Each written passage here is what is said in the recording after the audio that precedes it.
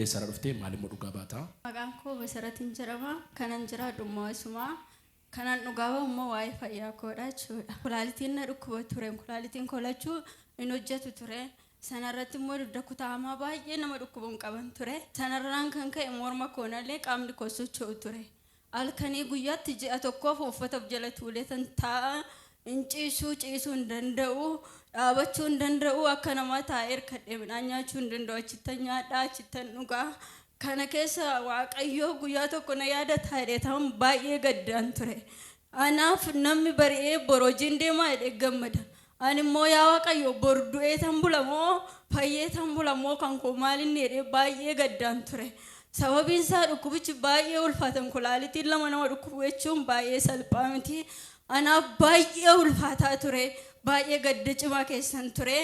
Sanarraan kan ka'e baay'ee gaafan dadhabee dubbachuu dadhabuu abbaan manaa koo as dhufee ture. As dhufee paastariidhaan baay'ee dhukkubaara maalan godhaa innaan kootu bakka ishii jilbeeffadhu siin kadhadhaa jedhanii kadhatanii waaqayyo sanaa eebbisu. Zayitii kadhataa gaafa sanaa erganii zayitii kadhataa sana fidee mataa kootti gaafa naqu duraan du'aadhuma jechuun danda'ama. Morma koo malee wanti socho'u hin jiru. Akka nama tokko qaamni koo hin ho'u natti hin qorru. Anatuman qorra keessa bulee natti ho'us natti hin qorrus du'aadha jechuudha. Gaafa inni zayitii sana fidee natti naqu qaamni koo na dafquu jammaree na ho'uu jammaree an socho'uu hin jammaree. Kanan dura boo'uu malee rakkina koo namatti himachuu hin dandeenye. Dubbachuu nan danda'e, nyaachuu nan danda'e, gaafa socho'uu danda'uun nan dhufe jechuudha. Gaafa dhufuu paastariin kadhataa too jiranuu hafuurraa waan narraa iyyee ture. Sanbata saasii galee sanyoo guyyaa guutuu fayyaan oole baqa nan fayya yaa waaqayyo jedheetan nan gammade. Sanyoo sana akkasumatti gammadaa na gammachiisaa nan oole. Garuu immoo waaqayyo kadhachuu hin dandeenye ture. Yaa waaqayyo si galatu jechuun na dhoowwe waan an ta'es hin beeku garuu keessa koo na gammade ture. Achiin maali yaa waaqayyo nan fayyamoo jedheetan guyyaa sana akkasumatti nan oole. Galgala gaafan ga'u baay'ee natti tole. Galgala gaafa sa'aatii 3 ga'u na dadhabsiise wanti ta'e. Maalan ta'e guyyaa gammadaan oole galgala maafan dadhabeen jedhe. Achirraani gaafa sa'aatii 4 amma sa'aatii 4 dhuman ta'a. Gaafa sa'aatii 4 ta'u nan ciise. Gaafan ciisu miila koo kanatti maabiraatuma na qabsiise. Maabiraati waan achi kaayes hin beeku nagaadhuma ciisaa ture dura. Gaafanii ciisu maabiraati miila kootti na qabataa na dadhabsiisaa. Baqa miila koo harka koo walla qixxeessaa dhuma dhufee sirrachaa dhuma dhufee akka du'aatti. Maan ani du'aan jira gaafan jedhu utaalee ka'ennoo gaafa morma kootti na rakkatee du'aan wallaalumaaf hin beekun ture. Bishaan kadhataa zayitii kadhataa afaan koo mataa kootti gaafa inni naganu naqu sa'aatii walakkaa wayii gaafan turu. Hin beeku waan na keessaa wayii garuu addasiin nagarramee dhuma dhiisee akka namaa cilee wayii baxabbaxee dhugee garaa koo keessaa utaaleen na ba'ee sanaan booda sa'aatii walakkaan booda ofaan baree nan fayyee achirraanii akkasumatti toon jiru roobisaas nan dhufee. Roobisa gaafa na dhufu paastariini maanni nama laphee kee jala si dhiite saaru jira baay'ee si dhukkubaa jira. As baay'eedhanii ishee gaafa na zuba paastariin naa kadhatanii. Maal taate nan duddu koos na dhukkubaa kulaalittiin koos na dhukkubaa danda'u gajjachuu hojjechuu hin danda'uun jedheeni achi isaan gaafa naa kadhatan hafuurraa waan sun gaafa sana iyyeen narraa ba'ee gaafa sana kanan hojjechuu gajjachuu hin dandeenye gaafa sana akkasittan of qabee dhufe malee waan akkas jedhe nan kufa natti fakkaata. Mee akkamitti deemte dhufte? Shurraabii harka qabu kaadheen akkasitti harka koo lamaan akkasitti of qabe. Istee akkatti deemte dhufte? Akkasumatti goggogee dhuma Goddeema waliin jettu waliin jettu? Waliin jedhu bukkeetti hoon jedhe nan kufa waan ta'eef danda'ee of qabeen deemuuf qabee tan dhufe gaafa sitti naa kadhatanii hafuurraa waan sun narraa iyyee ba'ee. Fayyaa koo ol jedhee gadan jedhee nama laandii bishaan qabatee deema bishaan baadhee ol jechuu hin danda'u harkaa koo harki koo na dadhabaa ture.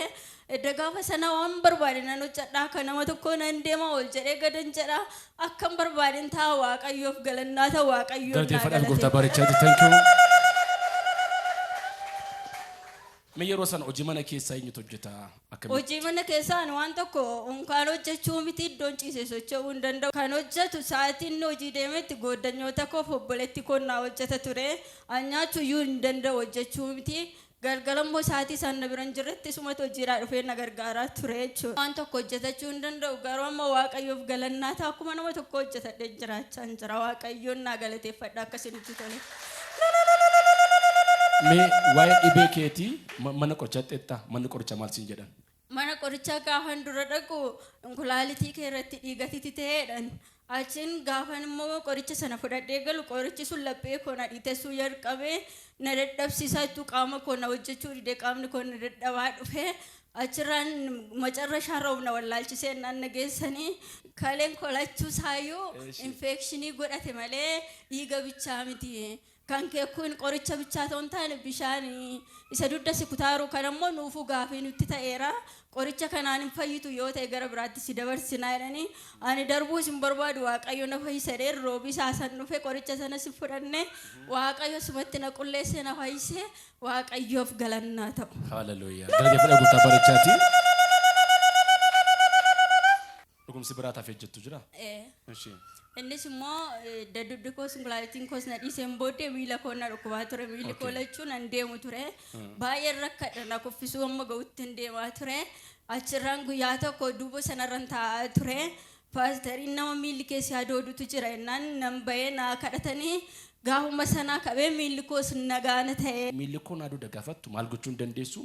Naadooda deemuu hin danda'u jilba koo keessa immoo na nyaata dafee dafeen deema waan jedhe immoo na kuffisuuf ka'a daddafee akka nama deemu wanti feeyyuu yoo ta'e dafee gad jedheen fudhadha ofirra gad taa'een fudhadha jilba koo keessaa na nyaata naadooda danda'ee ofirra taa'ee turuu hin danda'u waan ol ka'urra yoon taa'e malee taa'ee waan tokko hojjechuu hin danda'u ture. Edda gaafa sindiriiru sindacha'u si adooda.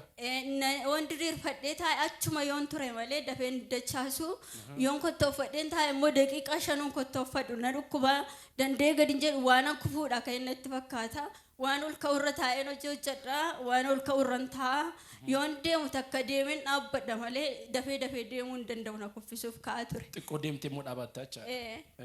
Edda gaafa sitti naa kadhatameeti garuu galanni isaa haa ta'u fayyaa koodha miilli koos na hojjeta taa'ees nan hojjedha dafees nan deema akkam fedhettan deema jechuudha waaqayyoof galannaa ta'u. Isa dhugaa waaqaa? Dhugaa waaqati.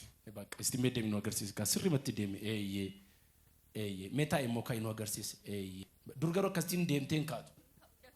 Dafee taa'een ka'u naadoodha waan ta'eef waan dafee gattaa'e yoo kufuufan kaaduu watti malee. Amma garuu nagaa keedha. Nagaa koo. Situu hojii mana keessa hojjechaa jira. Anumatu hojjetata. Fayyaa taate. Fayyaa kooti. Harka namaa keessaa hin baate. Nam bahe waaqayyoof galannaa ta'u. Galateeffadha gooftaa bareechaati thank you. Garuu waan irraanfattee qabdaa yaadadheedhanii bishaan kadhannaa fuutee galteesi. Bishaan kadhannaa fuudhee galee taane gaafuma fayyisana bishaan kana galchii alga irratti naqiinaan jettan turte. Algaa sana immoo irra ciisuu hin danda'u. Fayyuma koo galeewwan dhaqee irra ciise algaa sana irra ciise akkasumatti addisii deebi'ee na dhukkuba ture. Achirraan gaafa sana bishaan itti naqee. Ibsika algichara gaafa ciiftu akkam taata? Na dhukkuba fayyuman deemee gala gaafa algaa sana irra ciise garuu addisiidhuma kaleen koos na dhukkuba duddi koos na dhukkuba ciisuu hin danda'u. Algichumarra. Achirraa. Kanaafuu eessa bulaa turte? Lafan ciisaa ture isayyoo akka namni ciisutti toon taane gad garagalchee mataa koo garagalchee tan ciisa malee sirradhee ciisuu hin danda'u. Yoon gad garagalee ciise xiqqoo natti wayyaa qaxxeedhee ciisuu hin danda'u ture. Edda gaafa sanaati garuu asi. Amma gaafa ciiftuu garaadhaan ciiftaa?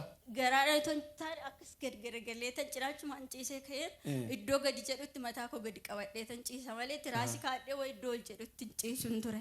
Algaan lafa jira garuu ati lafa bultaan? Ani lafan bula. Algaa sanarra yoon ciisa ammuma duufan kaa halkan saatii 9 taana hirribni narraa badaa cannaqamaadhuman bula malee akka namaatti ciisee hin bulun ture. Bakka talgicharra geenyaan lolamtaa jecha? Na dhukkuba bakka. Eddan gaafa nasi bishaan kadhataa fuudhee gaafa itti gadi naqu isa nasitti fayye caala gaafa nan algaa sanatti naqu waan akka namni wayii na gaffa'ee na bira darbee na gungumaadhuma na bira gadi bahee achirraan isa nasitti fayye caala nan fayyachuudha. Nama amane farra ergaan qaba. Waan balbala mana kee jiru, waan algaa jala jiru, waan girgiddaa mana kee irra saatiitti hin beekne harka maatiin kaame har'a nana manaa dirrisaa gadaba maqaa Yesuusiin. Isti nama mane tokkoof waan xonqaayin awwaale waan digimtiin awwaale waan si fakkaachaa miidhuu unatnau nama 21 kunarra galgala guyyaa misraachooti. Andi sochi amen balisti ande. Arra nana mana wanta tigalti arra amantiidhaan gootuun jawween gadi baa. Xonqaayin gadi baa. Digimtiin gadi baa. Nun caalin jedhanii waan isaan fidanii gola kee awwaalan nagaa akkatiin qabaanne jaalala akkatiin qabaanne akkati jibbamaa jiraattu akkati wal jibbaa jiraattu waan kaame namoonni 21 baga gammaddan har'a gaafa tol galtu hamaan sun gadi baa iyyaman jedhamee gadi baa jedha ayyaati eeyotamani nana mana kee soofaarra yoo teesse nagaa gola yoo dhatte nagaa gararraa yoo dhatte nagaa harka raasaa nagaadha jedha ayyaati haleluuyaa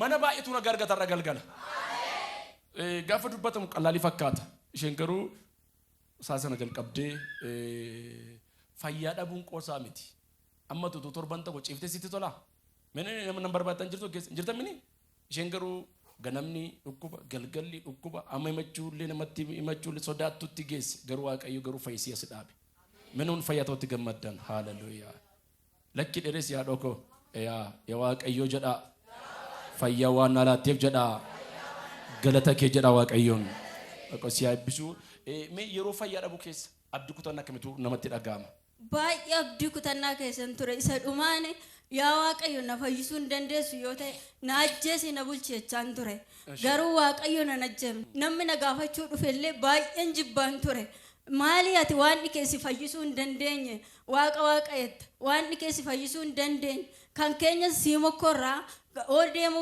sodaattellee manatti siifinna manatti dhugixamma qabe in fayyita nama naan jechaa ture tullee jira jechuudha waaqayyo garuu nan qaanessine waaqayyo isa kan saanii toon taane waaqayyoon kan kootii na fayyisee waaqayyoon na galateeffadha haleluuyaa mergorfadha waaqayyoon keenya waaqa jedha ayyaati